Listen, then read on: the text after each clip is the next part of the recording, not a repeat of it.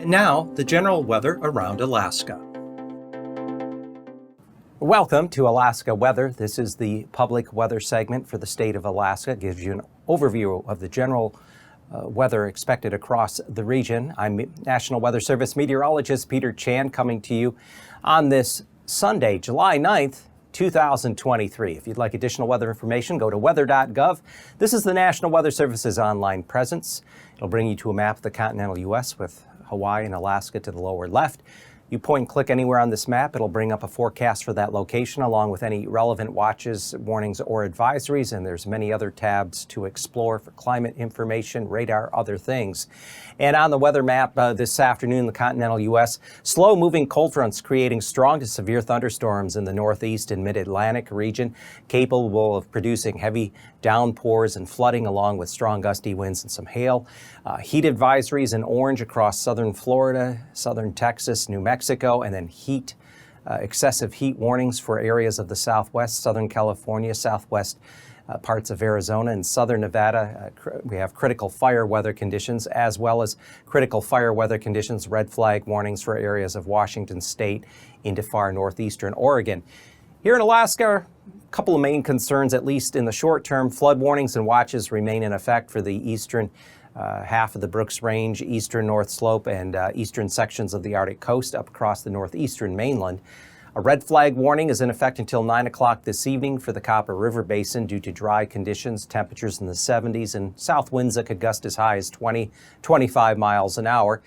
And then wet and cool pattern continues across the southwest and western mainland. It's been a rather cloudy, cool, and wet Sunday afternoon, evening in that area of the state.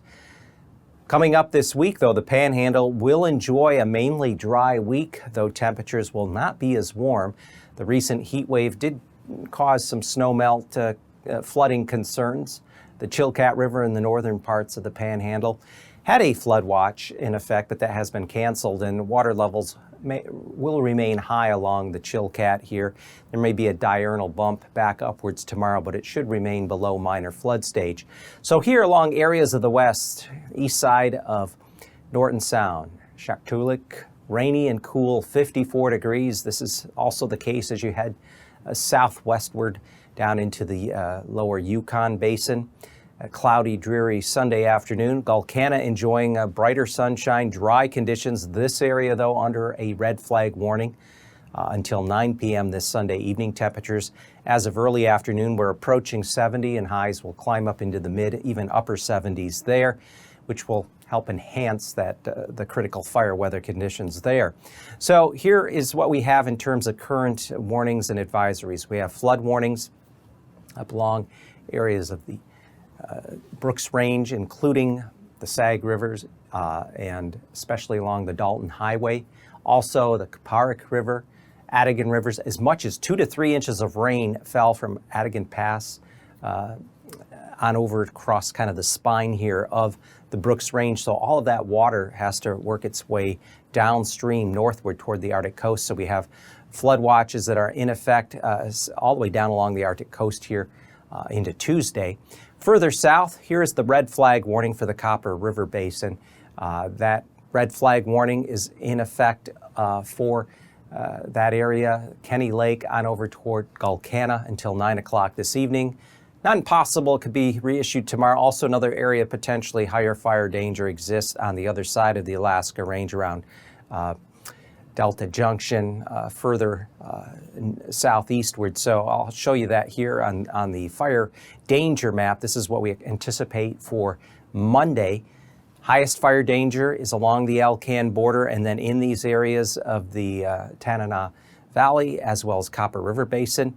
And there's even some pockets of extreme fire danger. So not impossible, there could be a red flag warning issued for these areas again. Tomorrow, temperatures along the Alcan border at Eagle and Northway will be up around low mid 80s for highs for warmest temperatures in the region. But notice here back toward the west, very, very low fire danger. This is one of the most inactive fire seasons on record. Compare it to last year, it was just the opposite of this. And We're continuing to see areas of rain that have overspread the southwest, Norton Sound up into Kotzebue Sound. That rain's just lifting northeastward, so as it does so tomorrow, it's going to spread further eastward toward the interior, further dampening the threat of any fire. Now, looking at the satellite imagery, this is the story we've been talking about all along. There's a ridge of high pressure, North Pacific out up into the Gulf, keeping drier weather here along the Alcan border and Panhandle, but to the west, low pressure in general is out through this region. We just have low pressure systems and fronts just right up along this track. This has been going on pretty much since winter. And we have another push of thicker cloud cover and steadier moderate rainfall that has overspread the southwest and west side of the state today. And that moisture will continue lifting northeastward while also pressing eastward toward the central interior for Monday. So here's that surface high pressure center just south of the Gulf. Not a really strong high, but it's there. And then here comes another area of low pressure just west of the Yukon Delta with an occluded front extending south. The next low coming in across the western Aleutians. That low will work eastward, help to spin up a secondary low tomorrow. They're just south of Kodiak Island in the North Pacific. And as we go into Monday afternoon, we have another system moving on eastward across the Alaska Peninsula, so that's going to keep showers or areas of rain going, even spreading them upwards along Kodiak Island up into Cook Inlet and the western half of the Alaska Range. And then on Tuesday, that low just kind of sits off of Kodiak Island. Energy aloft, it may actually be pushing more southeastward, so we'll see if that helps to dry things out over south central again, but the moisture will have already pushed inland, and in doing so, that just keeps the potential for some scattered showers, a few isolated storms popping up if you can get any sun to aid that instability. Temperature-wise, well, low mid-50s for the Panhandle, upper 40s to lower 50s for south central. May squeak out low 70s, 72 there around Gulkana, Glen Allen. Otherwise, with the cloud cover in place, it's going to be tough to reach 60 across south central, even Anchorage Bowl up to Talkeetna. Areas of the Panhandle, a few little intervals of sun. Temperatures 60s, a few spots could hit 70. Tuesday morning lows, low mid-50s again in the Panhandle, upper 40s to lower 50s south central, and maybe 75 again up there in the Copper River Basin in that area around Gulkana and Glen Allen.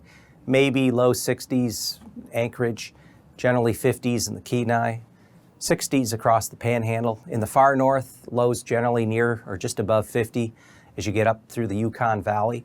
Otherwise, 40s, lower, mid-40s common along the Arctic coast, Seward Peninsula. And warmest temperatures Monday afternoon will be along the Alcan border, low mid-80s possible at Eagle, Northway.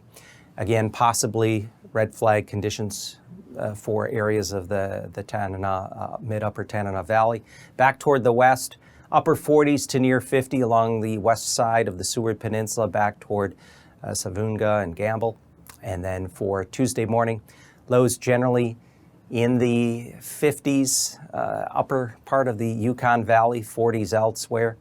And afternoon highs could still reach lower 80s along the Alcan border, again around Eagle and Northway, 70s back toward Fairbanks, but 60s as you go down, at least through the middle Yukon Valley, and a few areas just staying in the 50s for highs along the Seward Peninsula and surrounding Norton Sound. Lows Monday morning for the southwest, upper 40s near 50 degrees, similarly extending out into the Aleutians. Monday afternoon, not likely to hit 60, maybe at King Salmon. And then Tuesday morning lows, very similar, upper 40s or so here in the southwest interior and Bethel. And then mid-upper 40s down along the Alaska Peninsula and the Aleutians.